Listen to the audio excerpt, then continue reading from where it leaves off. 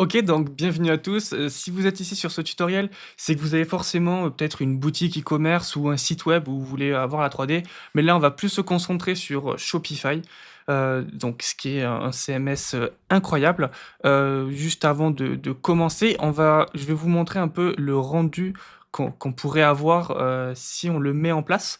Donc, on pourrait avoir, donc là, on a un vélo standard, mais on peut le faire sur tous les produits. Et donc, du coup, on peut avoir qu'on a des options ici. Donc, les options qu'on a sur la droite restent toujours les options de Shopify. On ne touche pas à ces options. Si vous avez déjà une boutique qui est en ligne qui fonctionne très bien, on ne va jamais toucher à ces options. Ce que nous, on va rajouter, c'est le petit bouton là-haut et l'écran de la 3D ici. Et on va voir aussi qu'on va pouvoir faire de l'AR, comme on voit sur le petit bouton en bas. Une autre chose aussi qu'on peut voir, c'est les caractéristiques du vélo. On peut voir, il y en a 4, donc on peut avoir 4 options, plus 4 couleurs, ce qui nous fait une combinaison quand même de 16 options. Et c'est vrai que quand tu as 16 options pour le client, voilà, il faut 16 images avec des rendus différents. Le plus simple, franchement, c'est d'avoir un configurateur 3D pour, justement, arrêter d'avoir cette friction d'achat du choix de l'utilisateur. OK, donc on peut voir ici, que on peut changer, donc on peut faire apparaître des objets ou même on peut faire, changer les couleurs comme ça avec une petite animation qui est automatique. Vous avez rien à faire, à ce niveau-là. Donc voilà, ça c'est sur la partie Shopify. Après on a aussi la partie sur tous les sites, mais on va pas s'en occuper dans ce tutoriel. Pour faire ça, le plus simple, c'est quand même d'avoir déjà sa boutique, Shopify. Moi, je vous invite directement à aller chercher sur Shopify App Store. Franchement, c'est le plus simple.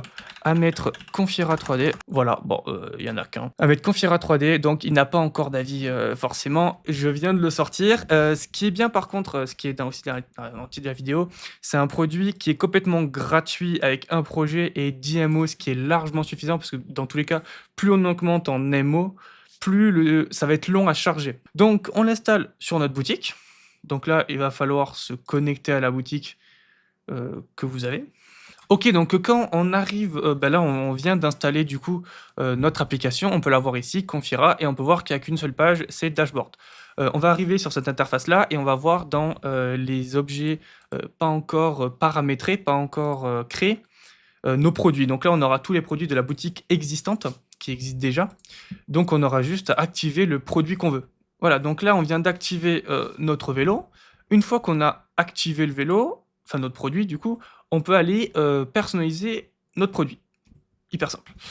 Donc on aura juste besoin d'un fichier 3D, donc soit vous l'avez déjà, donc ça il y a aussi plusieurs formats, il faut faire attention. Si vous l'avez déjà en GLB, franchement, royal. Bah là, il y a même plus aucune friction, vous pouvez le lancer directement. Par contre, si vous l'avez pas en GLB, donc il faudra, si vous l'avez dans un autre format, faudra le convertir. Donc c'est très, très simple avec Blender ou quoi que ce soit. Si vous voulez des tutos, demandez-moi, c'est vraiment très simple. Ou si vous n'avez pas du tout de fichier 3D, là par contre, il va falloir, alors le plus simple, vous pouvez utiliser l'IA, il y a plein d'IA qui fonctionnent, mais voilà, la qualité, c'est pas cher, c'est pas cher, mais la qualité est pas forcément la meilleure, ça dépendra de votre budget. Ou alors, vous pouvez aller directement sur le site, donc sur notre site, hein, forcément, et aller dans la catégorie devis 3D. Et là, vous pouvez demander, voilà, on a des prix dynamiques. Donc vous mettez juste votre nom, enfin vous remplissez juste tout, et à la fin, vous avez un prix estimé. Donc une équipe de modélisateurs 3D qui vont directement vous faire le modèle 3D et qui vont vous le mettre à disposition directement sur votre espace. Donc bon, voilà, c'est pour ça qu'il y a ce prix-là.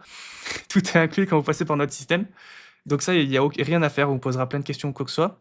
Mais c'est pas le sujet de la vidéo, je suis désolé. Nous, ce qu'on veut, c'est vraiment la version gratuite. Et la version gratuite, donc j'ai déjà mon modèle 3D. Et donc, je vais pouvoir aller, comme ça, aller charger mon vélo. Voilà, donc ça prend un certain temps, selon la taille du fichier, forcément. Et donc, du coup, là, on peut voir quand ça sera chargé. Forcément, c'est la première fois. On peut voir notre vélo en 3D. Donc, on peut choisir l'environnement. Ce qu'on va faire en premier temps, c'est changer, donc paramétrer les objets visibles selon les options. Donc les options du produit. Donc j'ai directement les options qui sont automatiquement affichées sur ma page de configuration. Et on peut revoir notre vélo ici. Je vous refais pourquoi j'ai déjà ces caractéristiques-là. Parce que dans mon produit, si je vais voir mon vélo électrique par exemple, voilà, on peut voir que sur ma page produit, j'ai bien mes variants en fait qui sont déjà... Et donc là on peut voir qu'on a directement nos variants. Moi, je vais aller au plus simple. Mon but, c'était d'afficher, par exemple, le panier. Le panier, on le voit caractéristique, donc quand il y a rien, ici, on laisse rien. Je vais peut-être zoomer un peu plus, hein, on sait jamais. Ici, par exemple, le basket, donc c'est le panier que j'ai ici. Donc le panier, franchement, très, très simple. On va aller juste choisir le panier. Donc on peut voir que c'est bien le bon objet, hein. Si ici, je change, voilà, ça va bien entourer le bon objet. Donc même si vous avez des mauvais noms, aucun problème, vous pouvez le faire. Et encore une fois, si c'est pas séparé, voilà, soit vous les séparez vous-même, ou soit il faut passer, par nous, pour les séparer. Donc sur ça, il y aura aucun problème. Après, on peut choisir le type. Donc là, c'est très bien, c'est par défaut, c'est ce qu'on veut. On veut le rendre visible ou pas du tout. Paramètres, on le veut le rendre visible, pas invisible. Donc parfait, on le met dans basket. Dans tous les cas, très simple. Et après, je peux même voir ici que dans l'option basket, ici, eh bien, il me le faut aussi. Donc du coup, quand on va dans export, donc là, c'est vraiment un rendu vite fait, c'est pas le rendu final. Le rendu final, on a le petit tutoriel juste en dessous, mais ça sera pour plus tard. Et donc du coup, notre panier ici, il est bien invisible parce qu'ici, on ne l'a pas affiché. Et donc du coup, maintenant, quand on clique sur basket, eh bien, on l'a bien. Pareil, ici, on l'a pas parce que c'est une autre option. Et ici, on le revoit. Très, très simple. On revient dans nos options parce qu'on n'a pas fini sur les visibilités. Donc dans le none, on ne met absolument rien du tout. Et pour notre support, donc, enfin pour notre bagage de derrière, on peut voir que j'ai plusieurs objets.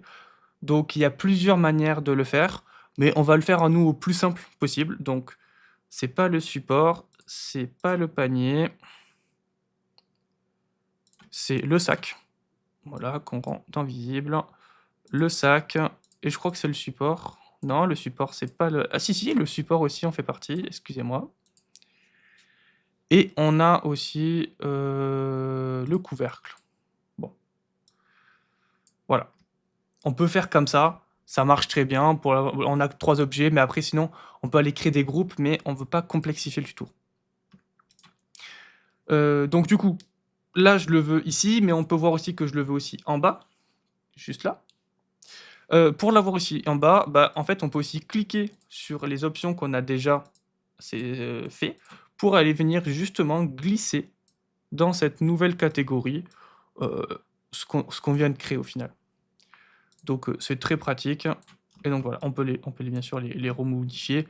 Voilà, donc là, qu'est-ce qu'on a fait? On n'a pas utilisé de groupe de choses très compliquées.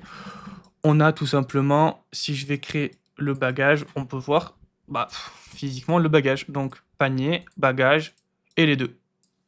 Très simple. On va faire pareil maintenant avec juste les couleurs, ce qui va être encore plus simple. Il faudra juste aller dans scène, comme ça on peut avoir le rendu des matériaux. Je vais juste me dire qu'on a gold, on est dans les préfabriqués, blue, beige, red et white. On part bien sur la frame. Ici, dans tous les cas, on n'a qu'un modèle 3D, donc là, on part sur la frame. Ici, on fait un changement de matériau.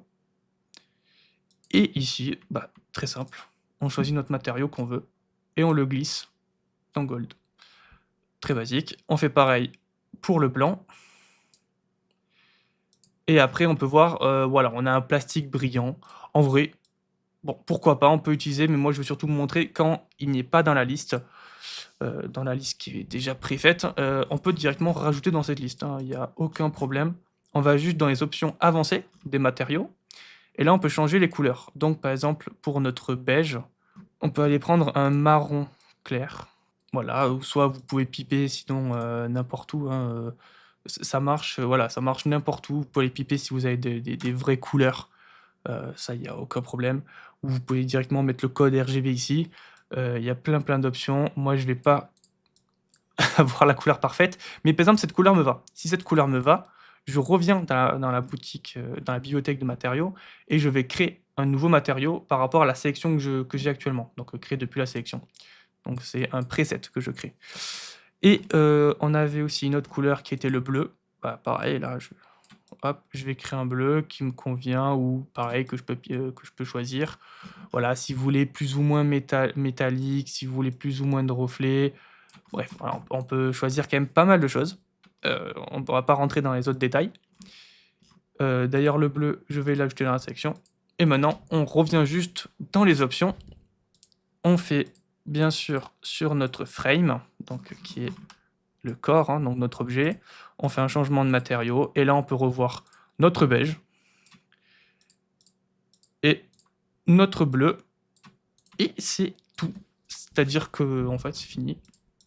Ça va être très long à expliquer, mais au final, c'est très facile à faire et très rapide. Et donc du coup, là, on a bien notre gold. Si on change en bleu, on a bien cet effet où on a pris 0 secondes à la faire, hein, cet effet. On peut changer en beige, en red, en white.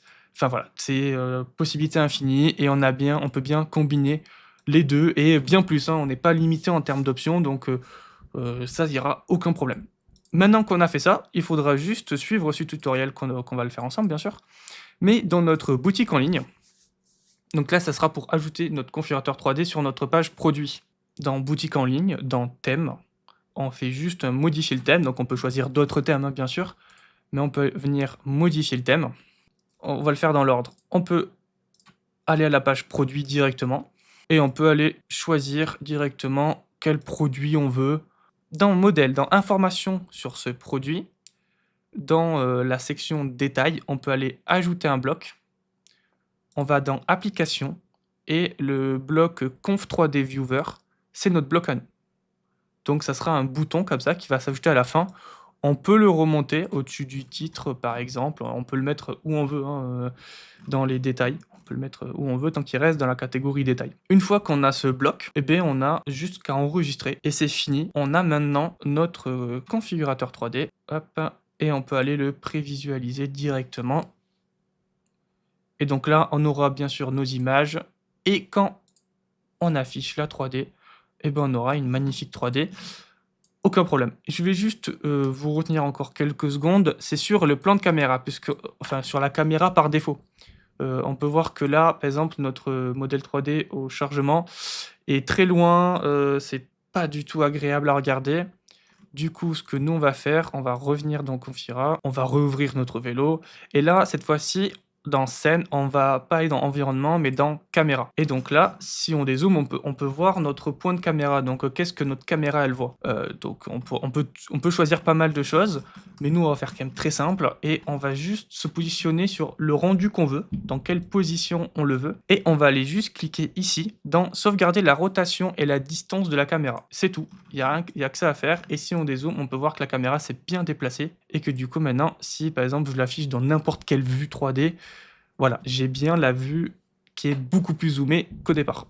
Ok, donc quand on revient sur notre page produit pour aller prévisualiser et qu'on affiche notre 3D, on peut voir très simplement que notre 3D est bien zoomé. Donc du coup, comme ça, on n'aura pas à dézoomer. Il y a aussi un autre truc, c'est les limites. On peut voir qu'on peut aller très loin et pas assez proche. Voilà, si on veut vraiment aller voir les détails. Là, pareil. Même chanson. On revient dans Confira 3D, dans l'espace caméra. Et donc, on peut voir qu'on a plein d'options dans l'espace caméra et on peut justement choisir la distance. Donc, on peut le voir ici avec notre petit avion. L'avion signifie le vélo, donc l'objet qu'on veut voir. Si on veut, par exemple, ne pas voir le bas du vélo, on peut directement, voilà, nous donner une limite sur le bas. Donc là, par exemple, je ne peux plus avoir de rotation sur le bas. Et donc, je peux voir aussi le cercle, la distance du cercle maximum de zoom. Voilà. Donc, tout simplement. Et donc là, je serai bloqué exactement à la limite du cercle. Et pareil pour le cercle extérieur. Et je peux choisir la distance maximale que je veux. On peut après aller plus loin ici dans la vue du dessus, où on peut carrément séparer si on veut pas voir l'arrière d'un objet, quoi que ce soit. Mais actuellement, c'est pas ce que je veux. Voilà, on peut choisir sa direction, bref. C'est pas ce que je veux. Même si en plus, si on combine tout ça, ça peut amener à des choses très marrantes, je trouve. Mais on n'en veut pas. Mais ça peut être sur votre produit, ça peut être idéal. Mais en tout cas, sur mon produit, moi, ici, je reste au milieu. Et là, je me mets ici. Voilà. Donc on peut voir ici, bien sûr, que là, on voit le dessus de l'avion. Donc on a bien 90 degrés. Et ici, on peut voir tout le contour à partir du dessus. Donc, parfait. Voilà. Donc, moi, j'ai rien d'autre à vous dire sur ce tuto. Franchement, c'était très bien, simple, efficace. Dites-moi votre avis.